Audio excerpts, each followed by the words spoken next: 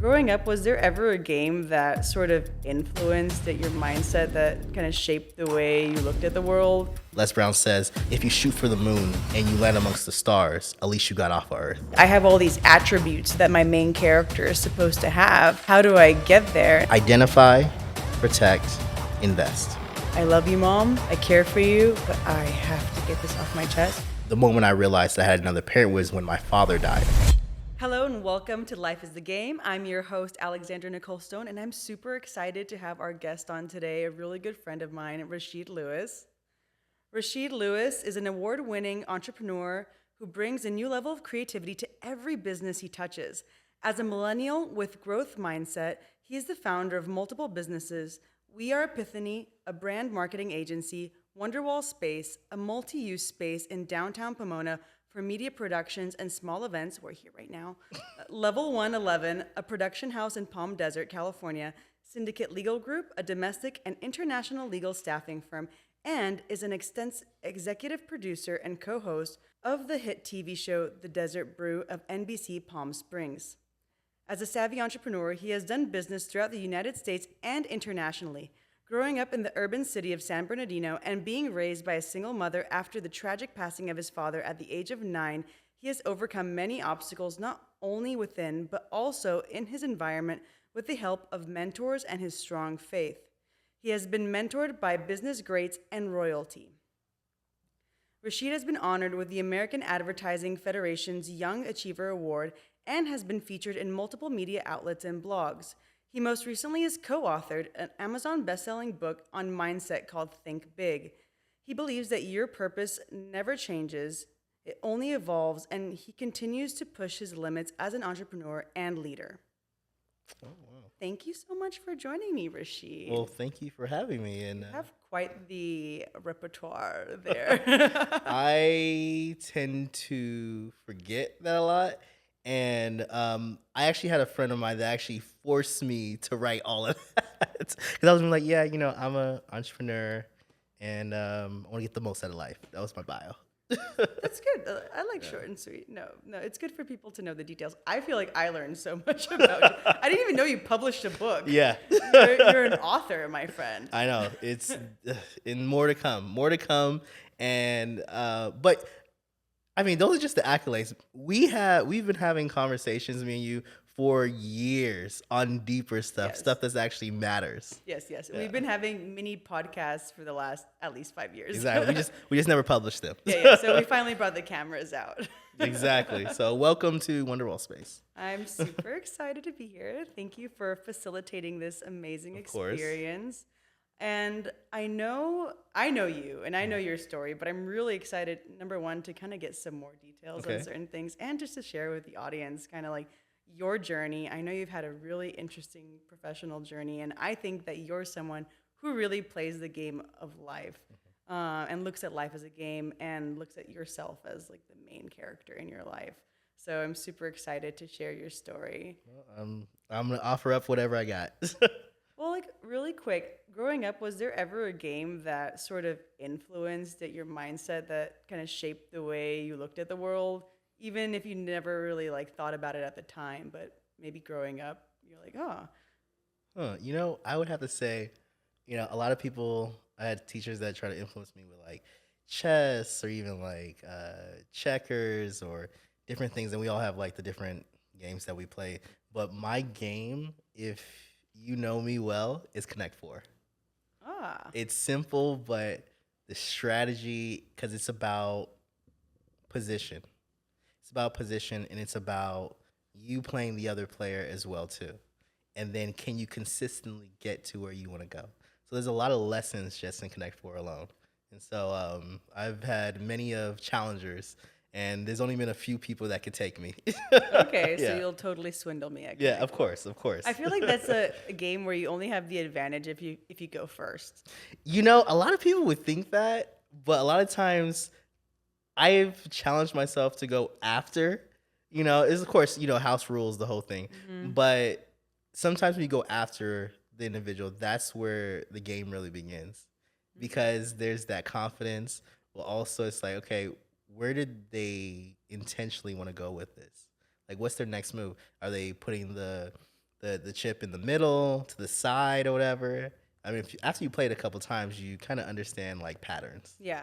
Yeah. I like that because in life, we're kind of second player all the time, if not Exactly. third or fourth or fifth. But it's not oftentimes that you're the first person to do something. So you have that second point perspective, right, from the second player.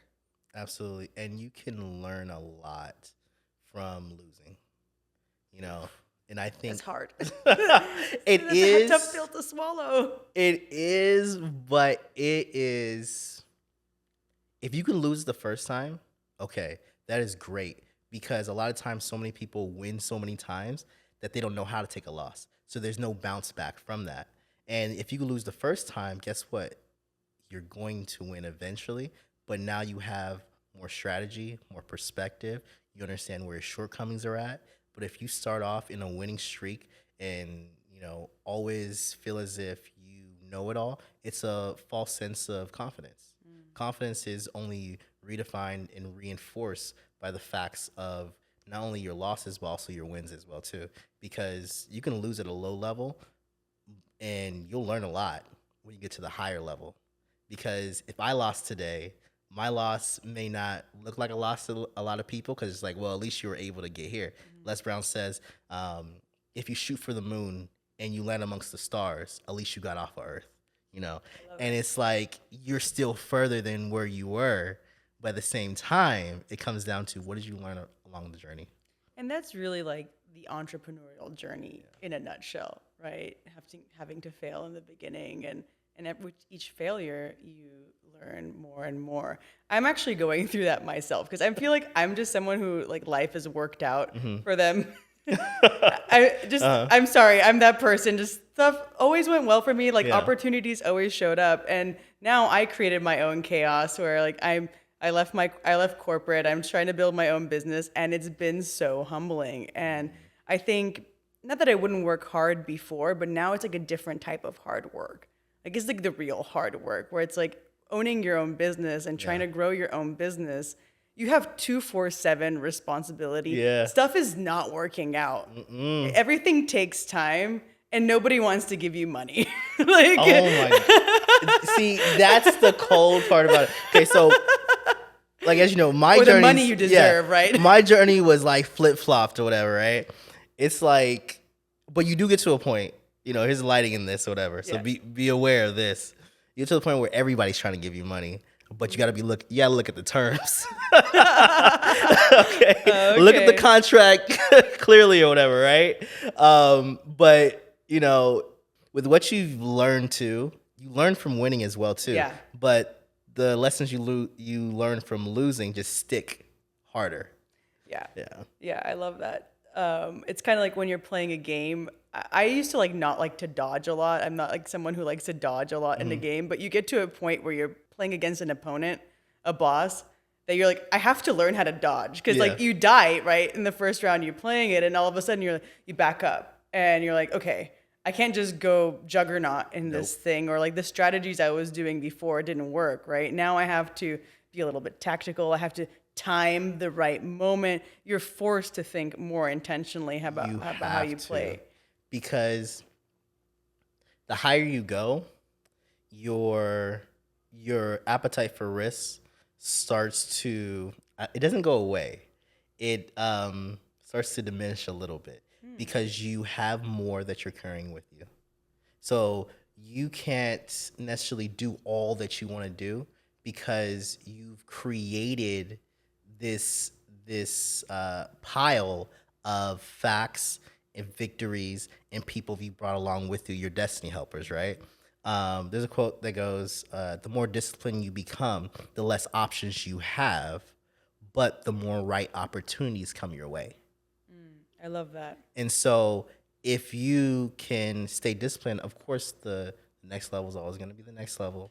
There's always going to be something there. There's always going to be something greater. And that's something that I'm learning right now. Yeah. It's like, I always says, I'm in the journey for more, to a place called there. Yeah. I love options and all this other stuff. But now I'm learning in this season that you can be content, but still have an abundance mindset as well too. I think there's a real skill in recognizing shiny object syndrome. I think that's like the true sign of kind of like growing up and becoming wiser and saying like, okay, I only have so much energy, time, resources, so I have to pick which skills I invest that in, right? What part of my skill tree I invest that in, right?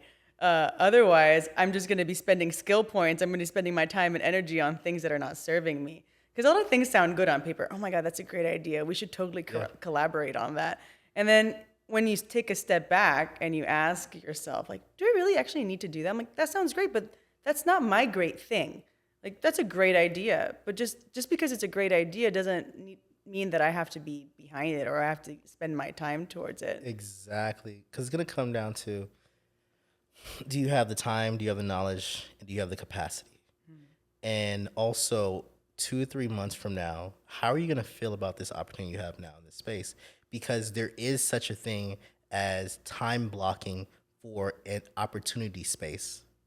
Like, what if there is an opportunity that needs to happen, but you're already bogged down to obligations that you already have agreed to as well too. So it's a wisdom thing, and it's just understanding, like you said, the shiny syndrome, but also understanding the patterns of your life. Yeah.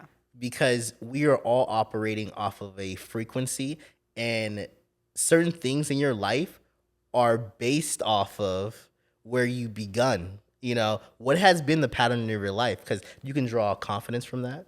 You can draw security from that. You can draw understanding from that. You know, that's why I created that quote all those years ago and got it tattooed on my arm, is your purpose never changes, it only evolves. It's, where am I starting at now? What were the things that I'm good at?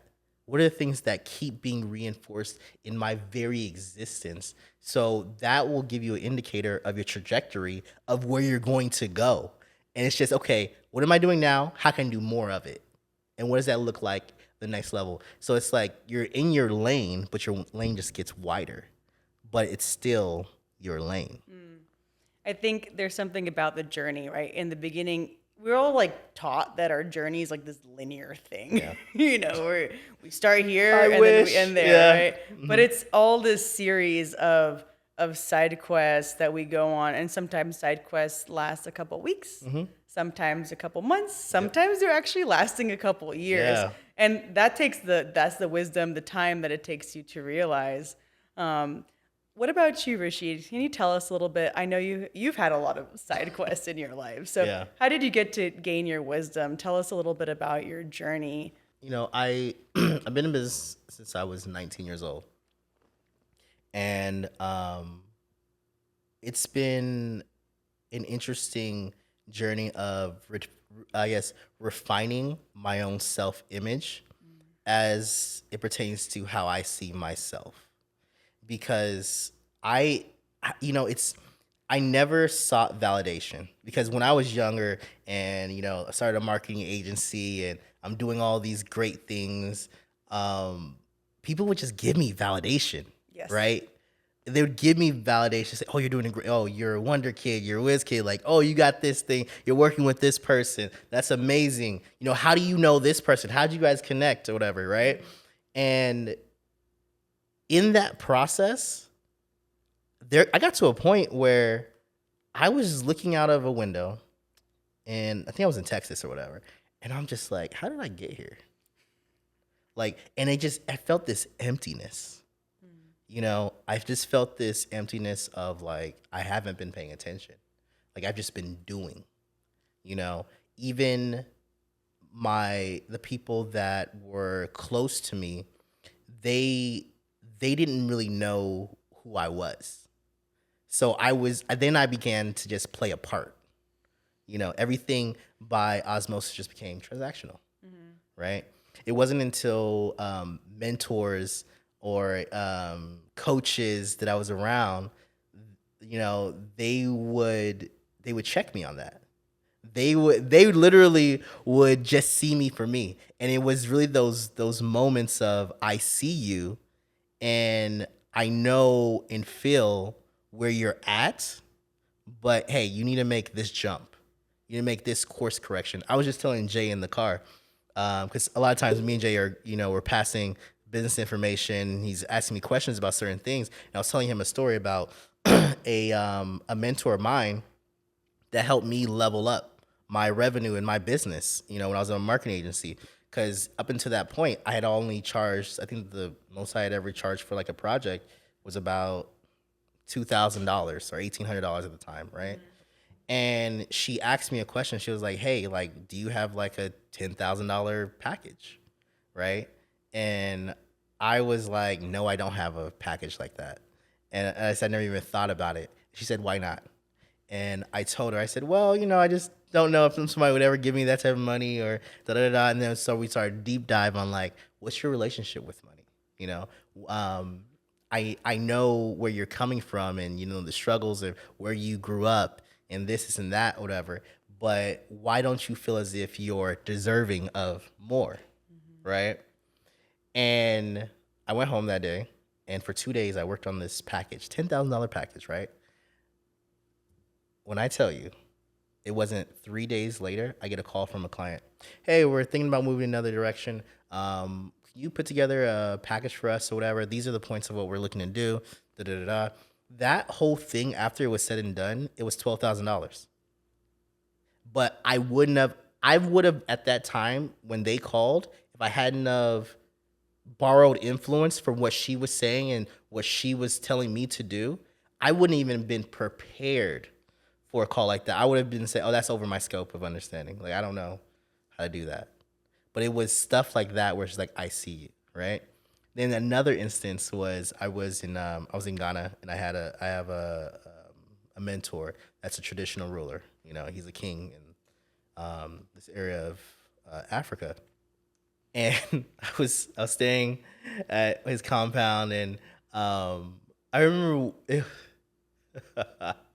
this is taking me back. I remember we were in a meeting, and it was like some tribal people, and then there was like pretty much important people were there, and I spoke out of turn, not knowing protocol and all this other stuff, blah blah blah.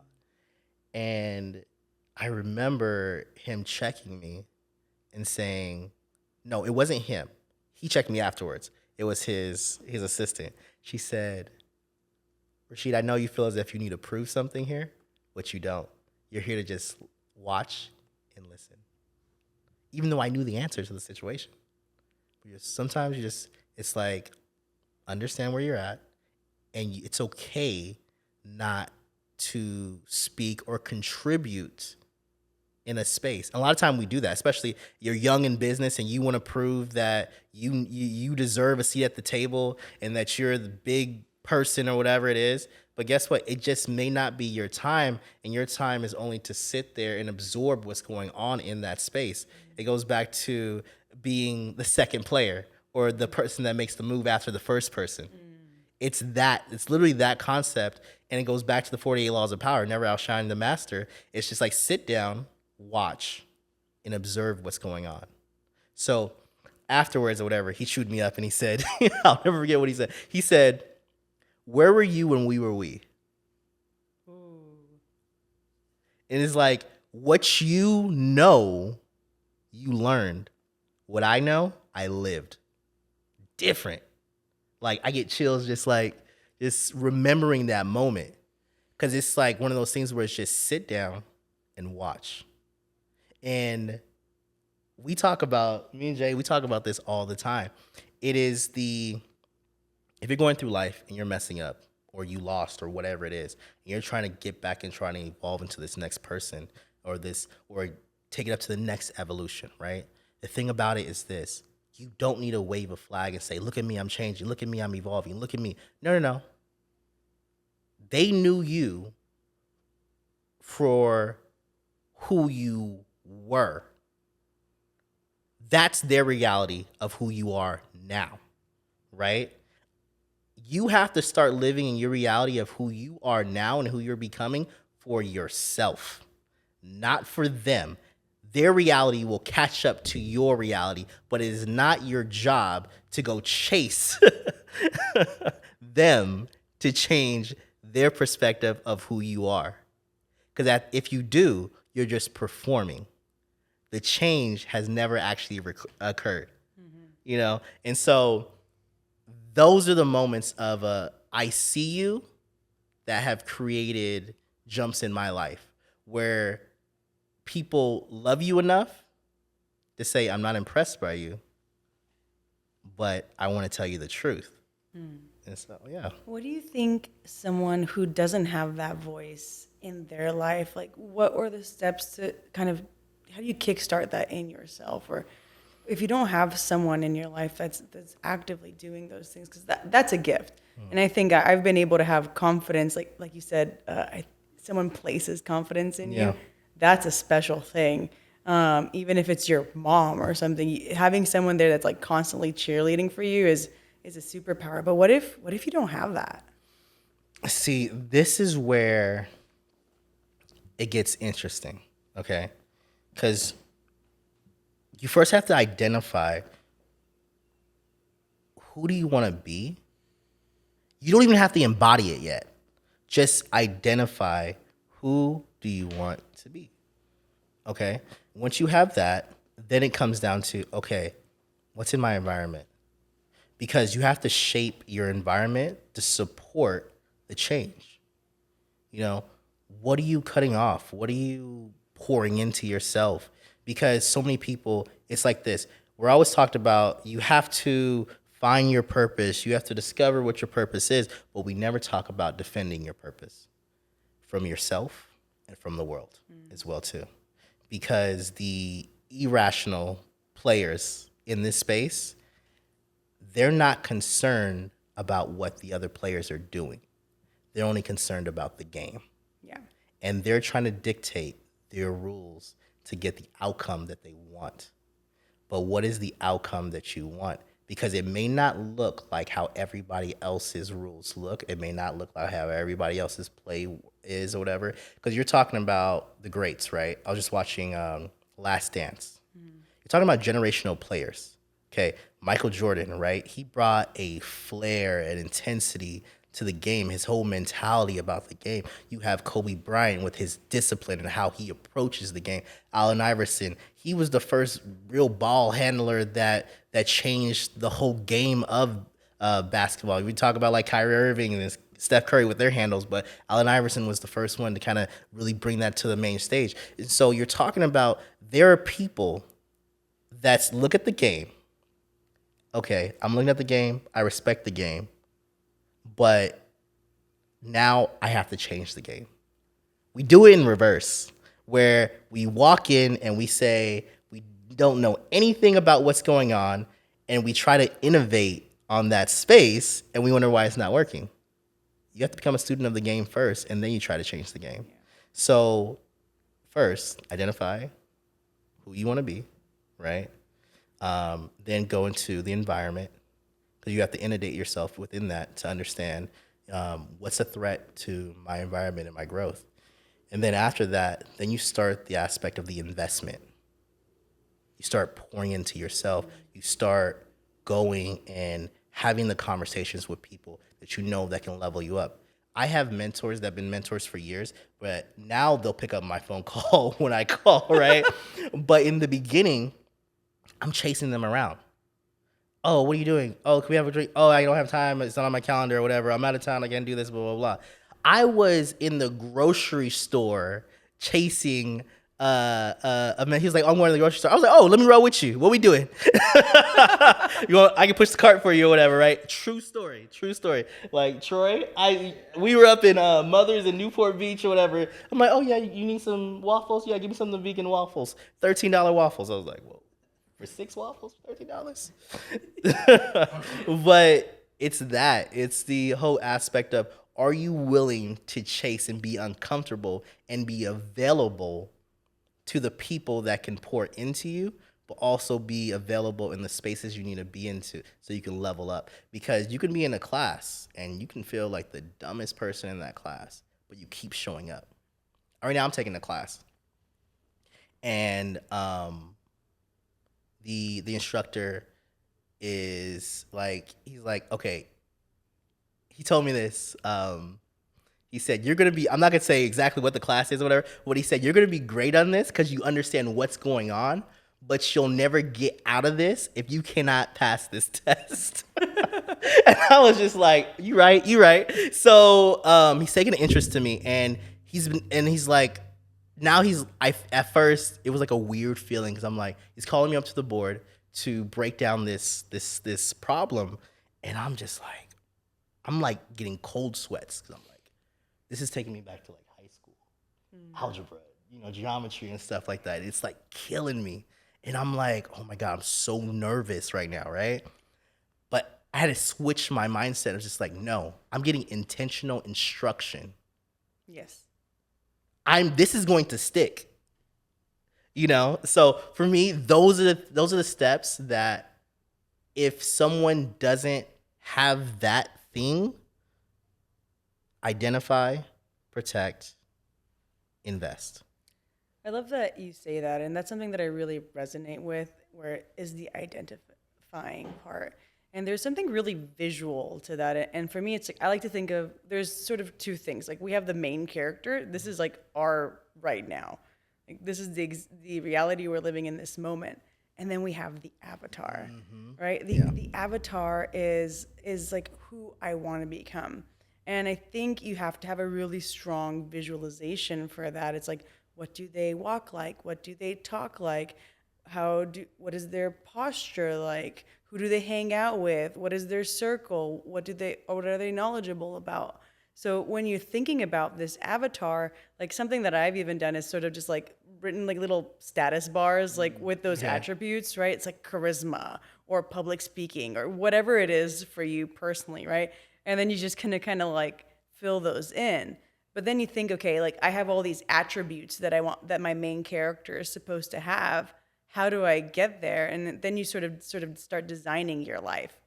And I think that's what you're talking about, right? Absolutely. It's like, okay, do you need a mentor to share the knowledge with you? Do you need to go to a class? Do you just need to get on camera and get through the scary, awkward parts more and more often, that you feel more confident talking on camera and more confident in your speech? So it's sort of breaking it down into those, like, what are the attributes of the avatar? And just by you taking action on those things, it's a self-fulfilling prophecy. And you become it. Yeah. You get your reps in. And like, you're that person already. Like, that person is in you. The fact that you even got to that point that you're visualizing that person is like, that person exists within you already, right? Now you're just like, how do we enhance this? And it's like almost like every time you build up those attributes, it's like you get to level up. Right? Absolutely. It's the reps that are reinforcing your belief. But you have to go into it, okay, your greatness is here. Okay, who told you you're great? I told myself I'm great. Why are you great? I'm great because of this fact, this fact, this fact, and this fact. Yeah. So when someone comes and they believe that you're a fake or a fraud in these areas, the reality is that you can point to, no, I'm not. I'm this, and this. And these are the facts of my life. I am reinforcing every day to become better from where I was to who I'm becoming. And that can be done, how should I put this? You have to literally reinforce that belief. Those are the reps every single day. Yeah. Look at it, meditate over it, and figure and really break it down. Okay, what are the steps I'm taking to get here? But you also have to be realistic with yourself too, because your ambition does not give you entitlement to the result. No. Yeah. That's the newbie mistake. Yeah. I have a vision. Yeah, I have a vision. Is that right? I remember I was talking to this guy. He's an engineer, young guy. He was making I think it was close to 200, right? Still like mid-20s, and we're in LA one night, and he's like, "Oh, I heard you're an entrepreneur," blah, blah, blah. And he's like, I want to be an entrepreneur. It's always been one of my dreams. I'm just like, okay, how long have you been, like, have you started anything? He's like, no, I'm currently working in my corporate job, whatever. And I asked him, okay, tell me, so what do you want to do? So now I'm investing, and I'm like, hey, tell me what you want to do. Blah, blah, blah. He tells me his idea, and I'm like, okay, have you done any research towards that? He's like, no. I said, okay, have you talked to other people about this? He's like, no. I was like, okay, so like, what have you invested in this, whatever? He's like, right now, I'm just thinking about how I can quit my job and start this, whatever. I'm thinking to myself, okay, so you haven't even laid the groundwork yet, and you want to transition. And it's like, okay, I told him, let me tell you a secret about me. I started this when I literally have never worked for anybody since I was 17. This is all I've ever done. I wish I would have started, I would have got a job, and I would have started this at the same time, because I would have alleviated so much pressure and stress and all these other things, or whatever, right? And you could work on this on the side, get it launched up, and then transition into it, right? And till this day, guy still shoots me messages, gives me little updates here and there or whatever, very periodically or whatever. But he's just like, I'm starting the process. I'm doing this because he didn't sit in the gap long enough to think about what needs to be done. And so what I mean by the gap is, okay, you're here, and then there's there. In between, there's the gap. He just wanted to make the jump. I don't blame him. Yeah. I feel like that's such a rookie mistake, and I'm doing the rookie thing now where But you laid foundation. You've been meditating over this for years. you're right. So yeah, there's a difference. Okay. The meditations have been there. I Yeah. just finally figured out, like, I was just using this as like a springboard, Yeah. right? This situation. I'm like, okay, universe is providing me with an opportunity. I'm just gonna jump. Like, And but you have to, like I said, the thought process and the actions have to be there to reinforce. The facts is this, that you've been working with entrepreneurs, you've been having a structure, you understood what needs to be done, you started to invest in your next step before you were even transitioned out. That's true. So your jump was a warm jump, not straight into a cold of sharks. That does make me feel better. Yeah, you have facts reinforced. You're going to be great. Thank you. I'm gonna switch it up a little bit, but how, like, we're talking about sort of coming to that point where you're realizing you're making intentional decisions in your life. What was that sort of pivotal moment for you where you started to realize that, like, I'm in the driver's seat, I'm in control, I'm the main character, this is my life, and I'm building towards this thing? So the main character really came into place when I had a conversation with my mother. I feel as if, like, in this world, you're gonna have certain conversations. I always like to call it like the 3 conversations with your parents, right? One is going to be when you decide the person who you want to be. The next is going to be the partner that you choose. And the third is going to be how you raise your children, right? The person now, for me, the other 2, the last 2, I'm trying to figure out my shit. Okay, so if I'm being honest with that, the first one, the person I want to be. I remember that conversation with my mother, because you cannot have a conversation about who you want to be without talking about where you came from and the whole growing up process as well too. Because a lot of times as adults, especially if you're a young adult, you have certain things that were instilled in you as a child that you have questions about now, that you have a different perspective looking back. And no parent is perfect, but there are conversations and mistakes that need to be talked about, because now as you're an adult, you're starting to trip over those things, those beliefs, those doubts, those insecurities that were sewed into you as a child. And you need to have that outlet in that conversation. So for me, I went to my mother and I had a conversation, and the conversation pretty much started off as, the moment I realized that I had another parent was when my father died. And that is a hard conversation to have, because the reality is, like, when you go and have these conversations, they are not about their responses. They are about you. and having that conversation. And when I tell you, after that conversation, a part of my capacity that was locked up became unlocked. And now I could move freely through the world in that mode of knowing I'm defining who I am from this moment, not based off of who I was, because who I was sewed into. They had a covering. They had someone that was raising them in some sorts. And so now everything that I do from this moment on is on me. So you just sort of you confronted those, I don't want to say traumas, but you confronted your baggage, right? Like we all have that baggage. It's like generational baggage. It's our parents, and that's really hard. Like having those conversations and sitting with them, and saying all those things that you've been wanting to say Absolutely. for a lot of years, and then fearing. I think you don't want to hurt that person, but what you said is so powerful. Where this is about me. I love you, Mom. I care for you, but I have to get this off my chest if I'm going to move forward and become the man that I know that I want to become. Absolutely. And what I've been learning now is this. It's like after you have that conversation, be mindful not to pick up more baggage. Because I'm telling you, like it is like I said, I am a walking lesson right now. It is important for you not to pick up another bag from there, because if you define that role, then moving forward, you create a story, another story, right? That is based off of your relationship from that point on.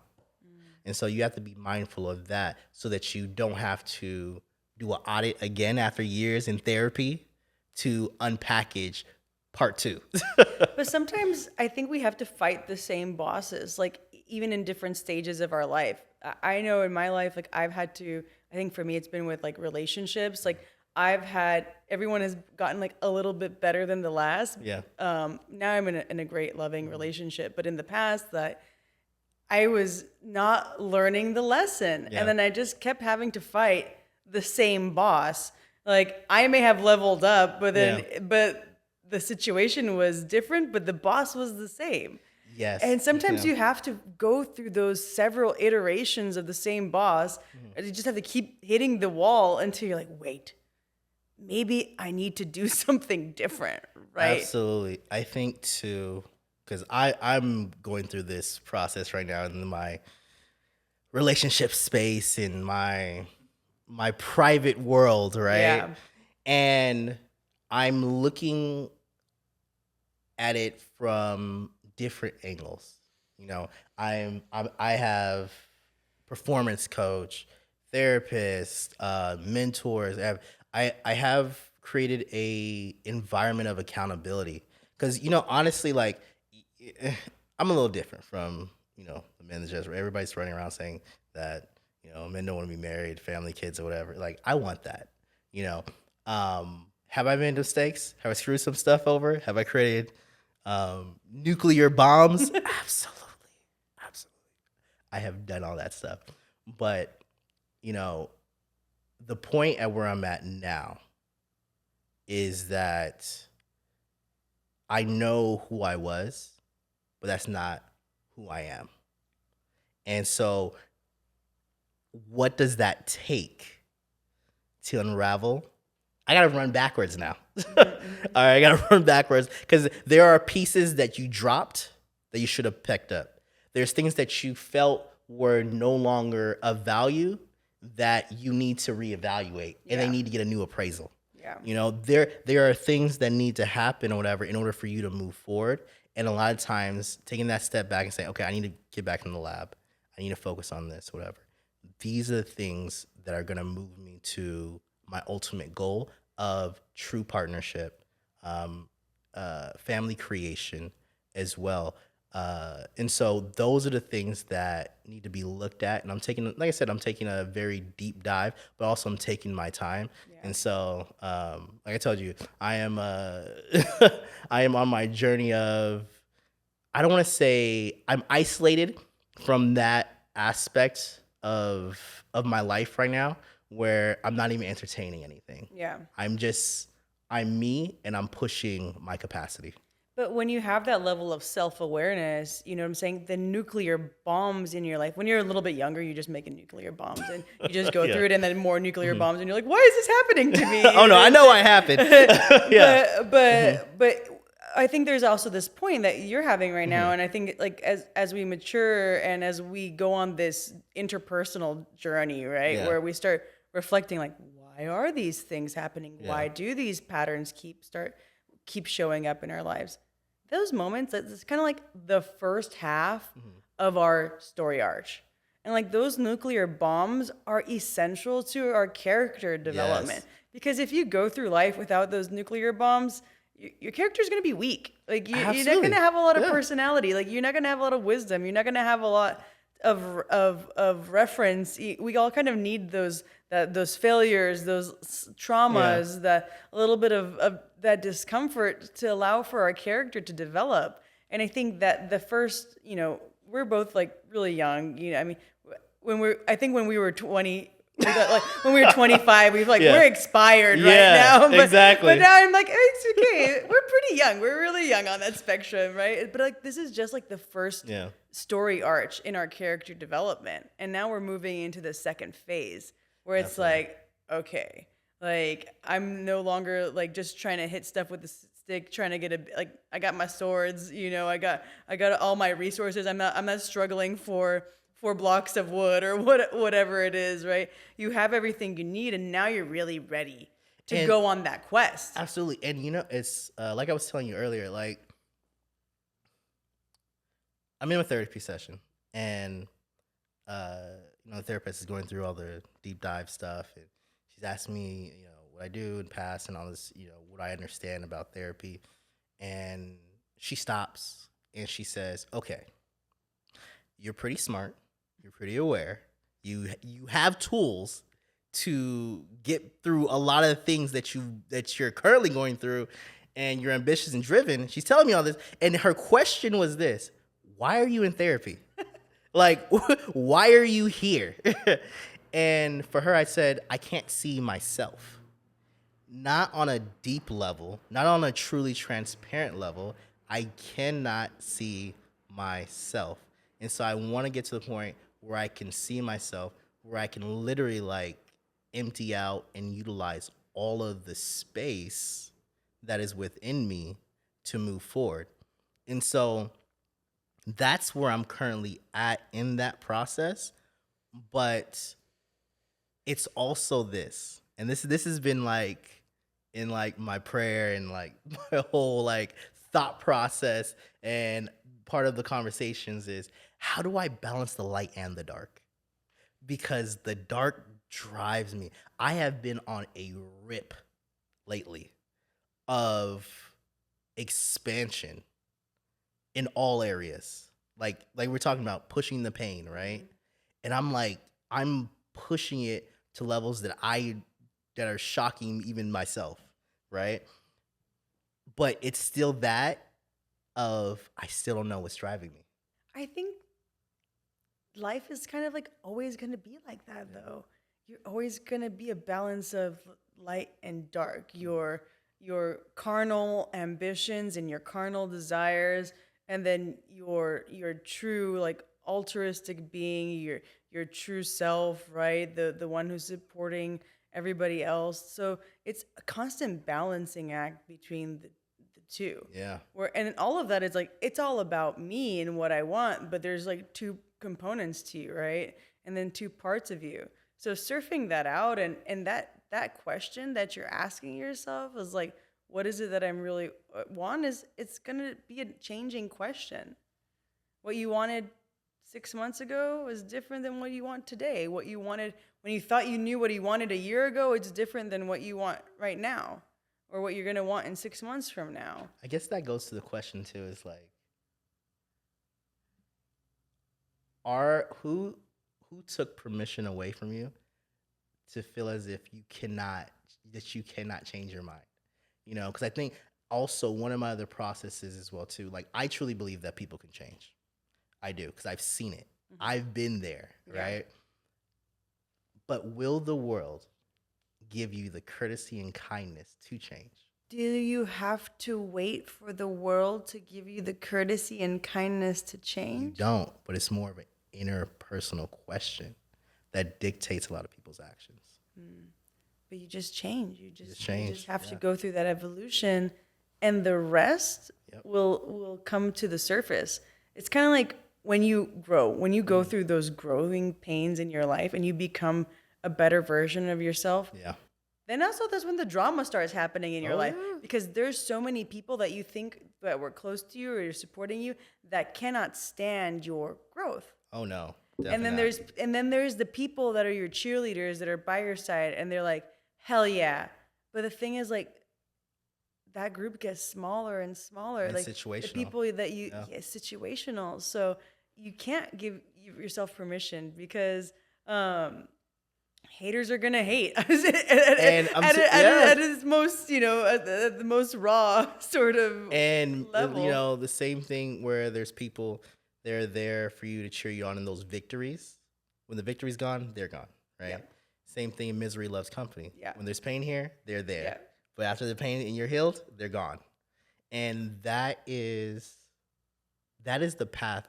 I guess going back, that's the journey that a lot of people have to find the courage to walk as well. And now where you are in your life, like at this moment right now, I think it's extremely irrelevant. But like, how are you starting to navigate life like a game? Like, what is the game that you're playing now, and like, what is the strategies that you're putting forward, and how are you moving forward with that intention? For me, where I'm currently at is I'm living a challenge-based life. I have milestones in every area, whether it's body being balanced in business. And every week, every day, I know what I have to execute on. I'm executing on it every week, and I'm measuring it all out. And I'm being very meticulous on that. I'm not going based off of, okay, what time is it right now? I'm going based off of, okay, what did I say I'm going to do? And do I have the energy to execute it? And so that's my focal point right now, this point in time. And if I showed you my calendar, it looks it looks savage, and it's already booked up for till the end of the year. And so I know exactly what I'm gonna do month to month, where I'm gonna be at, what I'm gonna execute on, what I'm gonna obtain, and what I'm gonna get out of every single month. And I'm making sure that I'm doing the work to reinforce those facts so that the results cannot escape me. They have to come to me. Yeah, that's the hard work right there. The extreme intentional life, breaking down your milestones. How can someone do that? What do you think is the best way for someone to really start taking action? I think in the beginning it's so hard because you're not used to that discipline. You're not used to following up on what you say. And how do you build up to that point where you're like every day this becomes a lifestyle? You have to be brutally honest with yourself. And if you're unable to do that for yourself, go to your friends and ask them, hey, what do you feel as my weak point is? What do you feel as if like I need to work on? This is where I want to go with this. Do you feel as if I have the capacity? Just sit and listen. Because here's the thing too. They may not have the capacity themselves to even understand your vision, but yet there are going to be something that they're going to say that you're going to be like, why did you, when, and then you're asking questions now, you're unpackaging to understand yourself from another person's point of view. Because I think the hardest part for anyone is to sit and to hear their downfalls. That requires a level of readiness for you wanting to go to the next level. It's easy for people to sit down and, you're gonna get praise, you need all this other stuff, whatever. Okay, cool. Let me tell you where you're fucking up. Right? And if you don't have a person that like, go get a coach, go seek out mentorship where they have no skin in the game. They're just there to help you grow. Yeah. And that's the environmental stuff. And so that honesty, that right there is like the first place. Because I'm telling you right now, when I messed up, I made 3 phone calls. Okay. Coach, pastor, and a therapist. Okay. And then I called friends after that, or whatever, to get their perspective. Be like, yeah, but all they want to do is go out and have a drink and, whatever it is. So, but it's those things right there where it's just like, are you willing to put yourself in the pressure cooker so that you can come out of it? Because praise dies, excitement dies, but what sticks is what's your commitment to the cause. The commitment to the cause is the hardest part. I think that's the 80% that nobody talks about. Because they don't want to. Yeah. And you just build it up, and you build it up over time, and you have to make it. I think what the mistake is for a lot of people is that they're trying to go to level 40 when they're like trying to beat a boss that's level 40 when they're still like level 5, Yep. And so you have to give yourself the grace, because that's what I think a lot of people get discouraged in their entrepreneurial journeys or their like personal journey, because they're setting goals for themselves when you can barely, say you're trying to be a content creator or whatever. Like right now, like it is a struggle for me to just get like 1 podcast out a week, 2 LinkedIn posts. And obviously when I was first starting this, I was like, I'm going to do posts every day. Hell no. Like I'm struggling just to meet 25% of that goal. Right. So like, let me just do 25% really, really well. Consistently. Yeah. And that's the biggest thing. Because what we're talking about here is there's levels of competition. But the last level of competition, very few get to, because once you get to there, everything levels up for you. So you have the competition of, oh, I'm competing against Kylie Jenner because she became a billionaire at such a young age. Okay, so way out. Then you have the competition of me and you in the same room or whatever, and we're doing a fashion dress off, whatever, right? Which you're killing it, by the way. And then the last level is you versus you. Are you prepared to do self-audits on yourself daily?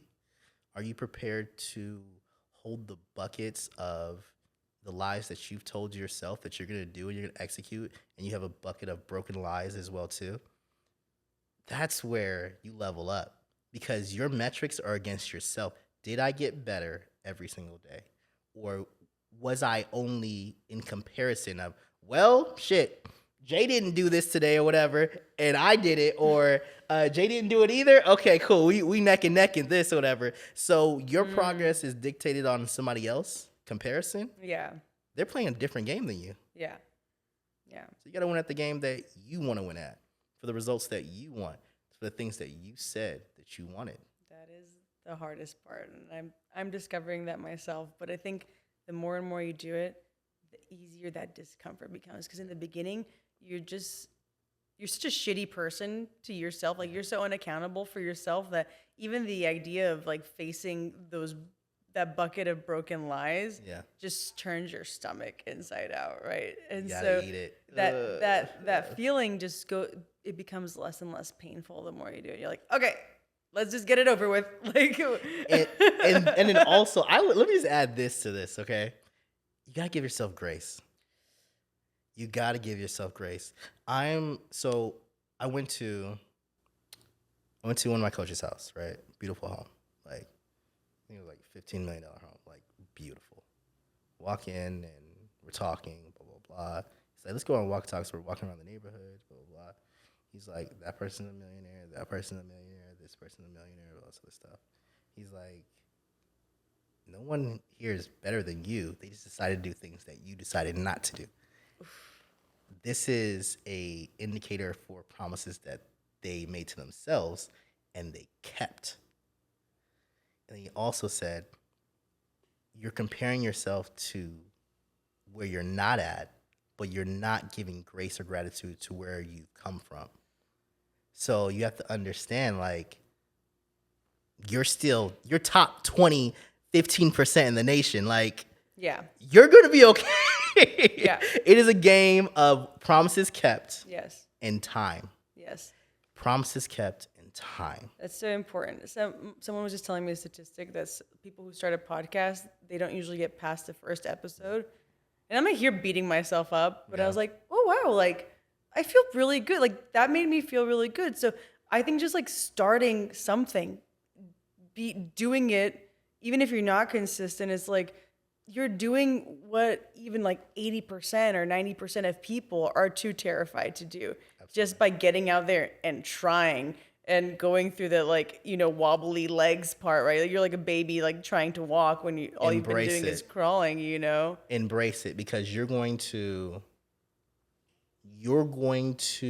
look back and smile at this moment and think to yourself, man, things were simpler back then. I was doing that just with the kids playing at the playground this Yeah. summer. I was like, damn, I took summer. Oh, we all We did. took summer for granted. Oh, I was so man. precious. You were just there bored. Like, what do I do? We thought we knew what stress was. Oh yeah. Like, Yeah. oh, she doesn't like me or Yeah. whatever. Oh my god, Yeah. mom won't let me do this with Johnny or whatever. What do you mean I can't go to the mall with my friends? My mother would be like, do you have mall money? No, we're going to walk around. I never got to go to the mall. Oh, well, I think that's where your passion for fashion. Oh, you think that's what it is? Okay, sometimes stroll. What does living your life like a game mean to you personally? For me, it's about the challenge. Am I as good as I say I am? And understanding that there's always a next level. There are questions that I have yet to ask myself because I don't even know they exist. Those are the power-ups. Those are the bonuses, right? But understanding, okay, cool. I'm on this journey. I'm on this path. I have these players and resources that are here in my environment, but I need to understand one thing. If I'm the main character and my goal is to reach Mount Olympus or whatever it is, am I willing to go through my 13 talents, my 13 monsters and levels in order to get what I truly want? Or am I only telling a myth to myself about who I am? And at that point, I'm not as good as I say I am. So for me, I have to win the game to prove myself right. So that's the game. I'm just putting points on the board. I love it. And then the game never ends. Like Game you're never always ends. playing, right? Because you get to Mount Olympus, and then there's another one. You want to get to Jupiter. I don't know. Like those goals just keep changing. Because when you're on the other side of that, you feel so small and insignificant, and you're like, I need to get there. But then you get there, and you're like, okay, I know this now. Absolutely. There's like what was like insurmountable goal. I'm And- here yeah. now. Okay, I've been there, done that. And everything slows down for you, and then you start to see what's going on. But everything that you learn on level 1, level 2, 3, 4, 5 helps you on level 10. But you have to be able to. And then sometimes this is where you become a great player, when it's not about just getting through level 1 based off of luck or survival. It's I got through it efficiently, because it wasn't about getting done. It was about how I got it done. And so those are the things that I've picked up. It's just the understanding of like, where are you currently positioned, and are you doing it efficiently? And how do you have fun during all of that? How do you keep like fun? How do you keep that? The conversation felt so serious that I was like, how do we like maintain like our sense of fun, and how do you keep from becoming like stone faced throughout that process and overtly serious and learn to enjoy like the fruits of your labor? Okay. I am true transparency. I am learning that right now. Probably by the time this podcast drops, not probably, for sure. By the time this podcast drops, I would have had my private pilot's license and my motorcycle license. Love it. So I am right now in a phase of, let me feed my inner child, but also my adventurous side as well too. Yeah. And so that, in a combination of other things or whatever, I'm learning Spanish, all this other stuff. So, and other things like I'll be traveling, doing some crazy shit. And so we're going to put something together on I that. love it. Not every input needs an output. I think that's like the suffering of the extra productive person that Yeah. you're like, every single thing that if I read a book, it can't be for pleasure. It has to Yeah. be for personal Ooh, knowledge. I'm that guy. I'm that girl. So I get it. Oh my gosh. You're like, I'm that guy. Yeah. I am that guy. When's the last time you read Harry Potter? Oh, I couldn't even get past the Sorcerer's Stone. Yeah. So that's me. Last question. Are there any cheat codes that you want to drop to the audience? Mentorship is the only cheat code. I mean, you're talking about like you can sit down with someone that is steps or years or just experience wise that are ahead of you, and they can give you the game, and then you can apply it to where you're at and make those jumps. Like, why wouldn't you do that? Like, I think they did a report years ago about the communication between the top, I think it was the top 20% sales agents in an organization, and how many times that the 80% come and have an actual conversation, ask them about how they do what they do. And it was like less than like 5-10% of them did that. So there was never any progression. The 20% always stayed the 20%, because anything below that, once they got to understand what it takes, they didn't want it. But that's life. It's just like, okay, you want this, guess what?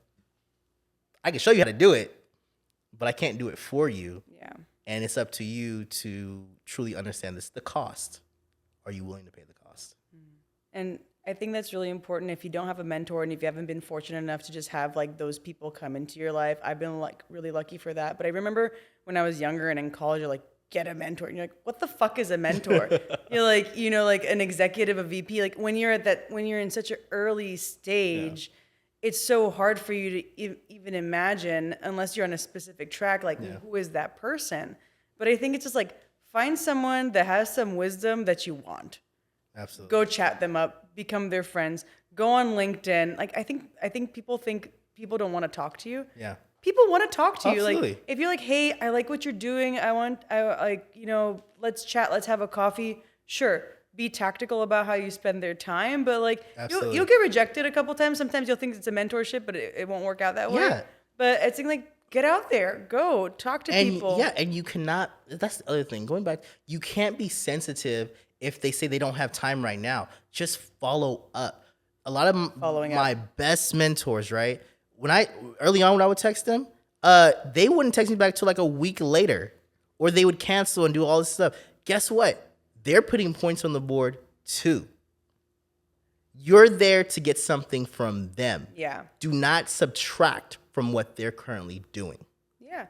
And it's okay. It's like not being, there's a difference between being annoying and following up. And that's something that I had to learn about. Like networking is kind of like dating. You got to like be intentional. You have to put reminders like, oh my gosh, I want to connect with this person. And you are great at that, by the way. Have friends. I want to, I know. I'm probably annoying the shit out of Rasheed. No, you are great at it. Hunting him down. But I was like, okay, I just want to see them. Like, no. I'm like, if he really wants me to fuck off, he'll just say fuck off. And the thing, and that's the thing. That's the thing. It's like, I enjoy talking to you. So it's just like when I get the time, we can actually sit and talk or whatever. Like it's amazing. So it's like, no, it's not that. It's just like sometimes I'm putting points on the board too. Of course. So it's like, okay, what's going on? Yeah. You have your own dramas. Yeah. Oh Lord, yes. Yeah.